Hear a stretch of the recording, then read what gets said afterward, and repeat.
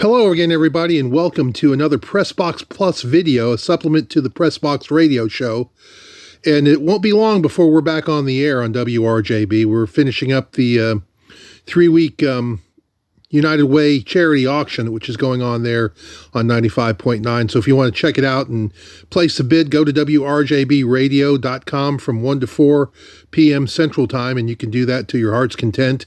It goes to a good cause, so you never know who you're going to be helping out there. But we're glad you're with us here today. I'm Jim Steele, your humble host and correspondent. And this is going to be a brief video. I'm dropping this today because there's been a lot of hubbub over this NCAA thing that's going on with Tennessee. Now, for those of you who remember, the NCAA investigated Tennessee after the whole malfeasance with Jeremy Pruitt and that whole crew, where there was some recruiting illegalities and whatever, which is all perfectly fine now,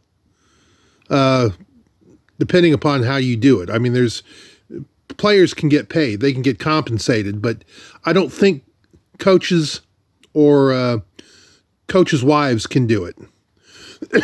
Pardon me. So anyway, there was a story that broke the other day, and I can't remember where it was. Was it on 24/7 maybe? That talked about Tennessee seeking a 30-day extension for the to answer the allegations of the NCAA. And a lot of people are saying, well, okay, here we go. This will make sure that now, because of that, Tennessee will be able to play in the postseason. There won't be any postseason ban. Well, the NCAA hasn't even mentioned a postseason ban. All they're telling Tennessee is, we want you to answer these allegations. That's all. That's it. And the NCAA, in its previous statements, has praised Tennessee for how it conducted this thing, that this should be the model for how all investigations should go. Now, just for a refresher, if you remember back in January of 2021, Donde Plowman came in there and razed the building. I mean, she just took a blowtorch to it and leveled the whole thing. Got rid of everybody. And I think this was something else. I think this is probably from the trustees as well, because Joe DiPietro retired. Bev Davenport was shown the door as chancellor. Joe DiPietro, former president of Tennessee. So they bring in Randy Boyd and Donde Plowman. And boy, they cleaned up that place in a hurry. And then when all this stuff with I think also that the idea that Fulmer gave Pruitt a raise and an extension, that didn't set well with a lot of people. And so here we have Donde Plowman looking at that, and then you have all these allegations of misappropriation of money and so forth to players that shouldn't have happened under the old rule book. I think she cleaned house, and I think implicit in that was here's what she said on the Vol Network the other day. She was talking about how they had to make some very tough decisions on firings. She didn't mention Fulmer by name, but I think implicit in that was Fulmer. I think she probably came to him and said, look, let's not do this ugly.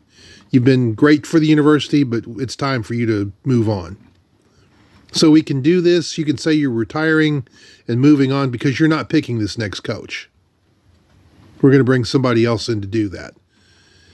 And or we can go in there and include you with Pruitt as being a co-conspirator and all this stuff if you want. We can do that. We can go that route. And Fulmer said, no, I'll join you in the press conference to say I'm retiring. That's what I think happened. I don't have any evidence of that. Nobody has told me that on the record or off even. That's just my speculation. So anyway, Tennessee now is asking for a 30-day extension to answer the allegations. And of course, some people are saying, well, now that's because, well, here's, they're going to be able to play in postseason now. That's not going to affect postseason. I don't think that had anything to do with it, frankly. Now, I don't know. I've only talked to a few people up that cover this, and I've heard some from folks.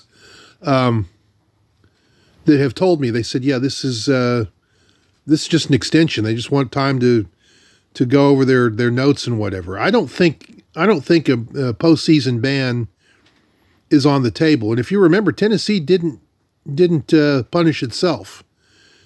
They did not incorporate any sort of self-penalties or whatever. They didn't do anything. They didn't self-penalize. They just went along with the investigation and just scoured the whole works, the whole football office. They got rid of Pruitt. They got rid of Friend. They got rid of Niedermeyer. They got rid of Fulmer. They got rid of recruiting associates and analysts. And I mean, it was just top to bottom house cleaning. So I think you can cool your jets on this stuff. I think Tennessee just wants to make sure it's got its ducks in a row and how they want to address the NCAA. So that way, look, let's face it, Tennessee was on the gurney. It was flatlined. No respiration, pupils were fixed and dilated. What else is the NCAA going to do to that program? Well, now Tennessee has since rejuvenated itself, and bang, here they are, number 3 in the country, and with a lot of interesting things coming up this weekend, could be even in better shape if Penn State beats Ohio State. I don't think that's going to happen, but you never know. You never know. I just don't think Tennessee is going to face. I think what the NCAA is going to do is say, look, you guys did a great job on the investigation. You guys had clean house. You did whatever you needed to do. We may knock you down a couple of scholarships. We may fine you. But really, the money was just $60,000. It's not like it was millions. It's not like the Logan Young situation with Albert Means at Alabama. It's not like any of that stuff. So I think Tennessee probably will get off light. That's just my guess. I don't think that Tennessee is going to be dealing with a lot of problems. I think that Tennessee will probably get some sort of seal of approbation from the NCAA saying, this is the way you run an investigation, folks. This is how you do it. And if that's the case, I think it's going to be smooth sailing for the Vols.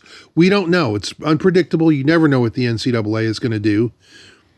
But I don't think a bowl ban or a postseason ban is on the table. I don't think that's in the discussion. So rest your heels or cool your heels on that, folks. I don't think there's anything to it. I just think this is just something that came out. And some people are saying, well, that was used as clickbait. No, I think it was... I probably would have done the same thing writing the story, thinking, well, if you get 30 more days, then that means the likelihood of a postseason ban isn't going to occur. I mean, just the timeline. So based on that, I don't think there was anything, I don't know, crazy about what he wrote. I don't think it was an attempt to lure readers surreptitiously or whatever. I think he just was pointing out, hey, with 30 more days, if there's a postseason ban, it won't apply for this year. It'll be for next year. The only thing I don't like about this is that what's going to happen with other coaches and recruiting. Well, you go to Tennessee, they may not be playing in a bowl game next year. They may have a 2-year postseason ban. You want to go there? They'll use it. They certainly will. But I don't think it's going to be that big of a deal, folks. I think you just need to relax, let the system play out, let the process play out, let the NCAA and Tennessee come to an accord. I think you're going to find it's probably going to be a pretty reasonable situation for Tennessee. I think they're going to probably get out from under this fairly harmless, fairly harm-free, I should say. So anyway, just my thoughts on that. I just want you to know that I have no idea. They could drop the hammer on Tennessee for all I know. But my speculation is there's not much to it. Relax. Enjoy the game Saturday with Kentucky. I think Tennessee's going to be okay. So anyway, we're going to talk more about what's going to go on with the Kentucky game as the week goes on, probably tomorrow or Friday.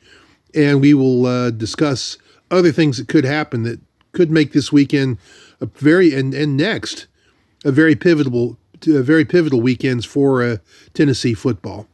Anyway, join me on Twitter. My handle is Steel Sports, Steele Sports. Follow me and I will follow you on Facebook. I'm Jim Steele, Steele with an E on the end of it. Send me a friend request. And if you'd like, you can read my column in the Carroll County News Leader, the Camden Chronicle, and the Dresden Enterprise each week. And you can listen to my radio show Monday through Thursday, 4 to 6 p.m., when I get back on November 1st, on WRJB 95.9 FM, Camden, Tennessee. And if you'd like, you can listen to us on WRJBradio.com. And if you've got it on your phone, use the TuneIn app and punch in WRJB, and you should be able to listen to us anywhere in the world. Anyway, thanks for joining me again, folks. I'm Jim Steele. This has been a PRESSBOX Plus video, and we will see you again soon. So long, everyone.